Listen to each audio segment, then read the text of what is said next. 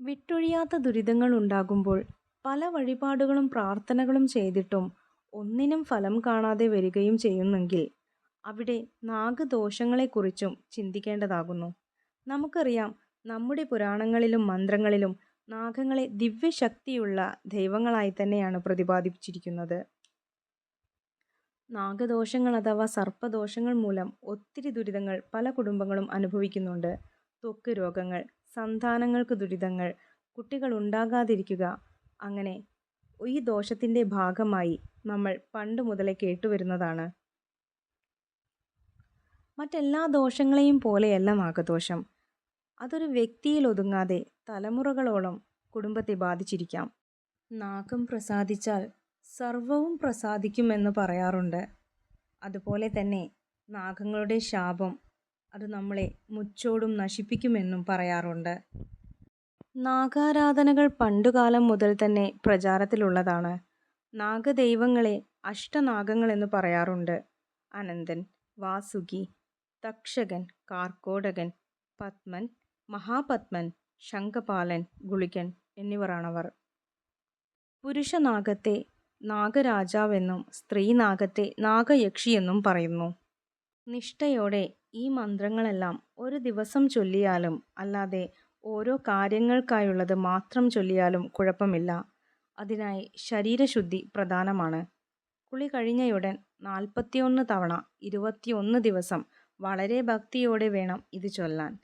ദിവസത്തിൽ ഒരു തവണയോ അതോ രാവിലെയും സന്ധ്യാസമയത്തുമോ ഈ മന്ത്രം ചൊല്ലാം. ഇനി 41 തവണ 21 ദിവസം ചൊല്ലാൻ ബുദ്ധിമുട്ടാണെങ്കിൽ നിങ്ങൾക്ക് മാസത്തിൽ ഒരു ദിവസം, അതായത് ആയില്യം നാളിൽ തന്നെ ഈ മന്ത്രം ചൊല്ലാവുന്നതാണ്. ഇനി മന്ത്രങ്ങളെക്കുറിച്ച് പറയാം. സാമ്പത്തിക ഉയർച്ച ലഭിക്കാനും ധനാഗമനത്തിനും ദാരിദ്ര്യമില്ലായ്മയ്ക്കും എല്ലാ വിഷമതകളും മാറാനും വേണ്ടി നമ്മൾ ചൊല്ലേണ്ട മന്ത്രമാണ് ഓം നാഗരാജായ നാഗായ മുഖ്യായ പദയേ നമഃ. അടുത്തതായി ജ്യോതിഷത്തിലെ രാഹുദോഷത്തിനും ഗുളികദോഷത്തിനും മറ്റെല്ലാ നാഗശാപത്താൽ ഉണ്ടാകുന്ന ദോഷങ്ങൾക്കും പരിഹാരമായി ചൊല്ലാവുന്ന മന്ത്രമാണ് ഓം ഹ്രീം നാഗരാജായ നമഃ. ഇനി പറയുന്നത് വിദ്യാ ഉയർച്ചയ്ക്കും പരീക്ഷാ വിജയത്തിനും ജോലി ലഭിക്കാനും തൊഴിലിൻ്റെ അഭിവൃദ്ധിക്കും വേണ്ടി ചൊല്ലാവുന്ന മന്ത്രമാണ്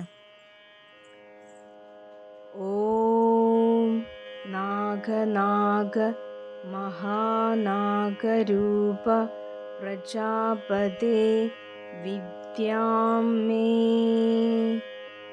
ദേഹി ദേഹി സുരേഷായ തേ നമഃ. ഇനി പറയുന്നത് കുടുംബജീവിതത്തിലെ കലഹങ്ങൾ, അസ്വാരസ്യങ്ങൾ എന്നിവ ഒഴിവാക്കാനായി നിത്യവും ചൊല്ലാൻ പറ്റുമെങ്കിൽ ഏറ്റവും നല്ലതായിട്ടുള്ള നാമമാണ് ഓം നാഗായ നാഗരൂപായ ശാന്തരൂപാദി മോഹിനേ കാമിനേ ചൈവ രൂപായ നാഗാനന്ദായ തേ നമഃ. അടുത്തത് രോഗദുരിതങ്ങളിൽ നിന്നും മുക്തി നേടാൻ, അതായത് ആയുരാരോഗ്യ സൗഖ്യത്തിനു വേണ്ടി നാഗങ്ങളെ പ്രീതിപ്പെടുത്താനാകുന്ന മന്ത്രമാണ് ഓം ഹ്രീം സർപ്പ രാജേശ്വരായ ഹ്രീം നമഃ ശിവായ. ഇവിടെ 5 മന്ത്രങ്ങളെക്കുറിച്ച് ഞാൻ പ്രതിപാദിച്ചു.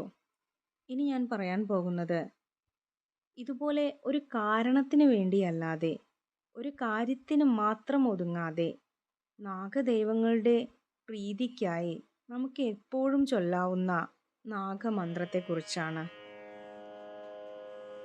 നാഗരാജായ വിദ്മഹേ